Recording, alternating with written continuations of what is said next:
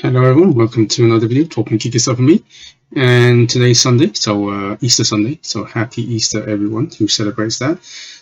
So today I went to watch Super Mario Brothers again, early, I think the second showing about just after lunchtime. I watched this already, this is my second time, and the first time was on Wednesday, and just a few days ago, and I did a video of that, so please do check that out.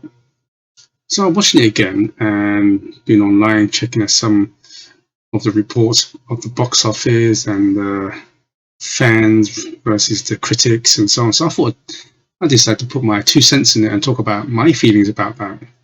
Let's talk about the experience today. So the first time on Wednesday, there was only about 20, 25 people in the theatre then. But today, Sunday, Easter Sunday, the theatre was pretty packed. I think there's only a few spaces left, but it was pretty packed. Loads of kids, Easter holiday. Parents got time off, taking the kids with them, and fans like. It was great fun because now watching the movie already, so I know I was actually looking at some of the reaction for kids and parents, and it was quite heartwarming. I see a bunch of kids dressed up as Mario, Luigi, Princess Peach. It's pretty cool. I see some adults, young adults in their early 20s. You can clearly tell they're Nintendo/Mario fans, got like badges and so on. That's pretty cool. A lot of gaming fans were there, so it was a pretty cool atmosphere. And there's cheering, laughing, clapping. And I watched it second time because if you've seen the movie, you know what I mean. There's so many Easter eggs, and I spotted a load more this time. I hope there's probably going to be a video soon. Someone's going to do a video for all the Easter eggs, and I didn't stay to the end last time, so I stayed to the mid credits where you see Bowser singing when he hears a little Bowser in the cage, and of course I didn't know about the ending after the main credits. You see a spoiler alert, by the way, Yoshi in the where they under the Brooklyn sewers, the Yoshi's egg. So definitely no. So I didn't see that. So one of my friends told me to stay to the end, and then on that. So that was fun. So let's talk about box office. Remember a few weeks ago before the movie came out, it was predicting what 70, 80, 90 million for the 5-day box office, and then it went up to like 110, 170, 100 and whatever. Now it's estimated to be at 377 million globally.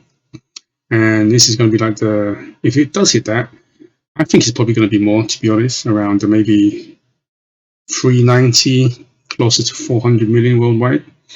I think that's going to, and he's saying that's going to be the biggest animated open movie of all time, beating Disney's, what do you call it, Frozen 2. Right, and when you think about box office as well, factor in a few things as well. Korea, South Korea, and Japan, especially Japan. This is where the franchise comes from, Nintendo.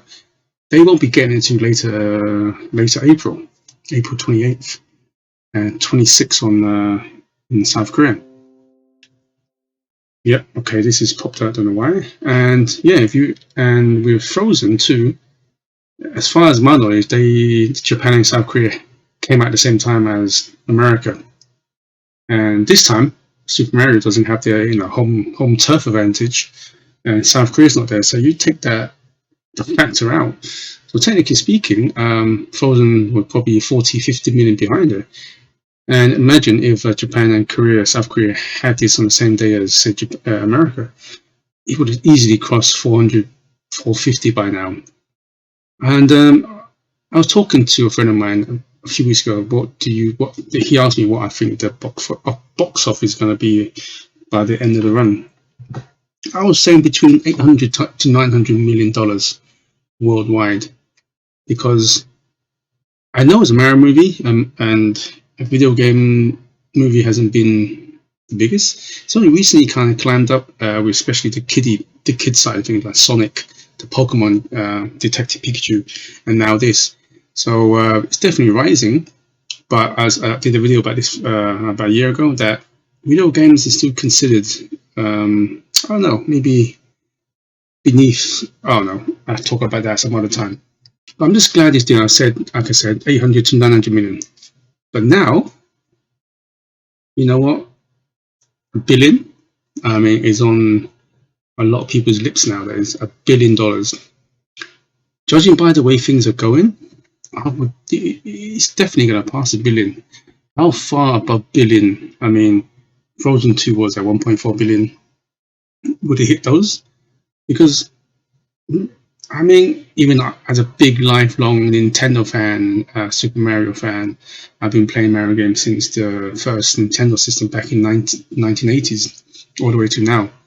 And I was in Japan last year, November, in Osaka Universal Studios, where the Mario World is, and with my own eyes, I saw how big Nintendo is and how big Mario, the franchise is. I've always known how big they are, but to see it at the homeland and how all ages can enjoy it.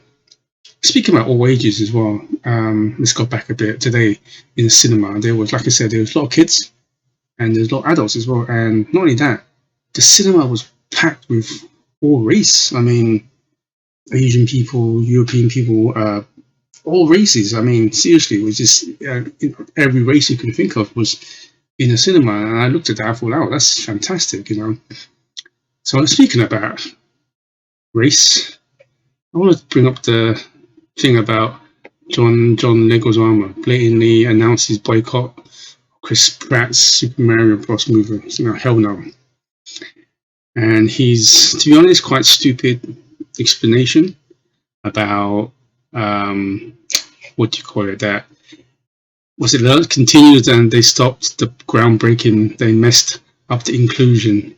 They disincluded just cast some Latino folks. We are 20% of the population, largely people of color group, and we're underrepresented. I mean, that is just stupid. I mean, that's the saying goes. You talk about we are 20% of the population, right? I mean, the Chinese. I'm Chinese. We're the largest population in the world. Right. I mean, if that's the saying goes, why don't there's more Chinese representation in more movies? Because we are the largest population in the world. I mean, that is just stupid. I mean, representation. I mean, it's like, I mean, if anybody plays the games, Mario and Luigi are Italian. It's like, come on. I mean, seriously, you're watching a cartoon. I mean, he's probably just butthurt that he's not wasn't included in some of the kind of cameos and so on. Don't get me wrong, you know, he's a decent actor. Okay, he's not amazing, you know, he's never had a big roles, fair enough, but to say things like this is just stupid. I mean, seriously, it's a kids' movie, and let's talk about the movie. Let's go on to Rotten Tomatoes. Critic score up to 204 reviews versus 5,000 plus audience score. I mean, just check that out. The discrepancy is so huge. I mean, the been this it's on YouTube all over the place. Like Grace was it Randolph? A review. I swear to God, I mean, if you're gonna be a professional reviewer, at least do some research. I mean, when she said something about the cat suit and that, I mean, if you know about Mario and you played, and the funny thing is the cat suit came out they recently re-released Super Mario that for the anniversary, so pretty recently. If you just done a Google search and you see that the cat suit has been used. I mean, the whole thing she said about that if you like furries and is Asian market, well, that is just stupid. The disconnect between the audience and the critics. I mean, I don't know why they gave it. They're saying the story. Yeah, admittedly, the story wasn't the best, but I mean, you name me a Mario game that has an intense story, like an Oscar-winning kind of story written by Shakespeare.